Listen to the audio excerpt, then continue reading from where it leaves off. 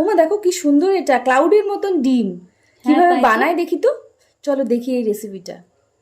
আরে বাস, প্রথমে হচ্ছে ডিমের কুসুমটাকে আলাদা করে নিল, তারপরে সাদা অংশটাকে আলাদা করে বের করে রেখে বিটার দিয়ে বিট করে নিল। বাহ, খুব সুন্দর, দারুণ দেখতে তো, পুরো ক্লাউডের মতন হয়ে যাবে।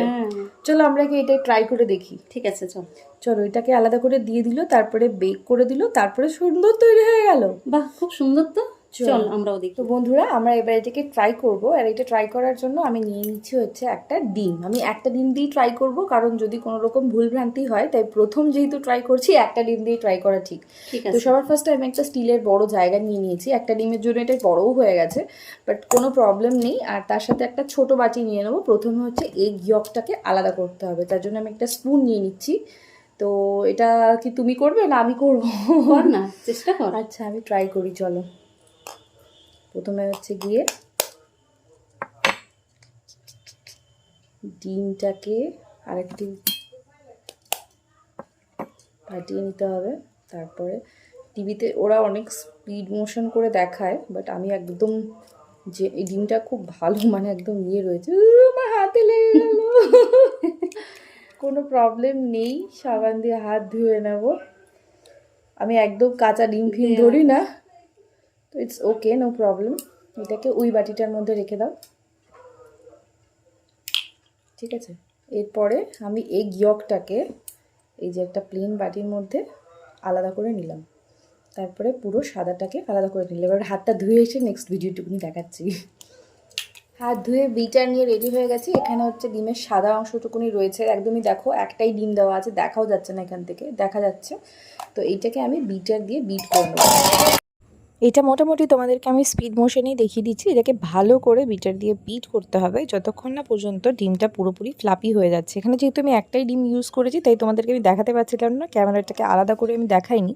তো তারপরে ভাবলাম যে তোমাদের যাতে বুঝতে সুবিধা হয়, আমি ক্যামেরাটাকে অন্যভাবে সেট করেও তোমাদের জন্য আমি দেখিয়ে দেবো। তো এটাকে দেখছো বেশ অনেকক্ষণ ধরেই কিন্তু আমি বিট করেছি।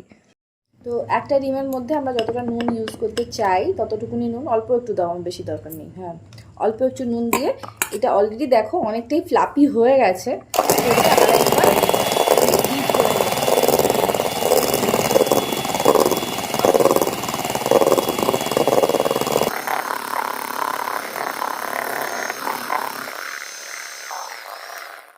তো তোমাদের সুবিধার্থে আমি এখানে ক্যামেরাটাকে আলাদাভাবে সেট করে তোমাদেরকে দেখিয়ে দিলাম যে এইভাবে তোমরা বিট করতে থাকবে। বিটার দিয়ে যখন তোমরা 5 স্পিডে বিট করবে, তখন কিন্তু ডিমটা এমনি ফ্লাপি হয়ে যাবে। আমি কেক মেকিংয়ের সময় বিটার ইউজ করি যখন, তো ওর জন্য আমার কাছে বিটারটা ছিল। তবে বিটার ছাড়া হাত দিয়ে কিন্তু তোমরা এতটা ফ্লাপি কখনোই করতে পারবে না, তাই বিটার তোমাকে ইউজ করতেই হবে। তো দেখো এই মিক্সচারটা একদম রেডি হয়ে গেছে। এখানে আমার এগ ইয়কটাও আলাদা করে রাখা হয়ে গেছে। তো এরপরে হচ্ছে গিয়ে আমরা মেকিং করব। ওটাকে বেক করেছিল, কিন্তু আমি এটা ওভেনে বেক করব। চলো দেখা যাক যে কীরকম হয়, কারণ ফ্লাপি এগ সেটা যদি আমরা এমনি বেক করি, আমাদের ইন্ডিয়ান টেস্টটা একদমই ভালো লাগবে না। তো আমরা অয়েল দিয়ে একটুখানি চলো টস করে দেখি যে এই জিনিসটা হয় কি হয় না। প্রথমে আমি এখানে একটা ফ্রাইং প্যান রেখে দিয়েছি। ফ্রাইং প্যানটা হালকা একটু গরম হতে রেখেছি। এরপরে আমি এর মধ্যে একটুখানি তেল ব্রাশ করে নেবো, বা অল্প একটু তেল দিয়ে দেবো। জাস্ট বলছি তেলটা দিতে, কিন্তু মা বলছে যে আমি এত বেশি তেল দিয়ে দিই, তাই তুইই দে। তো আমি এই জন্য অল্প একটুই তেল দিয়ে দিলাম। তো আমি আমার ব্রাশটা খুঁজে পাচ্ছি না, তাই এইটা দিয়েই আমি এইটাকে ভালো করে তেলটাকে একটু সরিয়ে নিলাম। খুব একটা বড় জায়গা, মানে বড় বেশি করে করব না, ছোট করেই জাস্ট ট্রাই করব।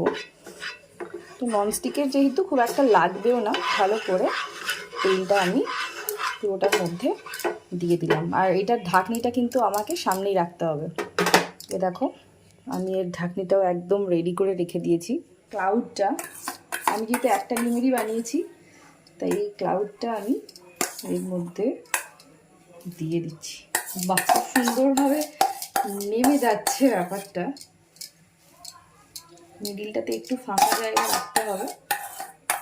তুই একটু ফুল শেপ করে দে। না না, তো ফুলের দরকার নেই, আমি জাস্ট আগে একটা ট্রাই করে দেখি যে এটা কীরকম হয়। চলো এটা দিয়ে দিলাম। আর ভিতরের জায়গাটা একটু ফাঁকাই ফ্লাপি রেখেছি। এইটাতে আমি দিয়ে দেবো এই ইয়কটা। দিয়ে দেওয়ার পরে, তো আমাদের আগে ইন্ডিয়ান স্টাইল যেহেতু, তাই এর মধ্যে আমি একটু গোলমরিচ গুঁড়ো দিয়ে দিলাম। একদমই ফ্লেভারফুল না হলে একটুও ভালো লাগবে না খেতে, তাই একটু গোলমরিচ গুঁড়ো দিয়ে দিলাম। আর এই গিয়কটার মধ্যে যেহেতু এমনিতে একটু নোনতা নোনতাই হয়, তো ওটাতে যেহেতু নুন দেওয়া নেই তাই ওর উপরে একটু নুন দিয়ে দিলাম। আর তারপরে আমি এটাকে বেক করতে ঢাকা দিয়ে দেবো। চলো এবারে এটা কিছুক্ষণের জন্য আমি গ্যাসটা কমিয়েই রেখে দেবো, তারপরে দেখবো যে এটা হলো কিনা। And at last it's ready to eat. ভীষণ সুন্দর দেখতে হয়েছে, যেরকম দেখেছিলাম। তো ইটস রিয়েলি ওয়ার্কড। আমার ভীষণ পছন্দ হয়েছে। তোমরাও ডেফিনেটলি ট্রাই করে দেখো আর আমার ভিডিওটা লাইক কমেন্ট শেয়ার করে দিও।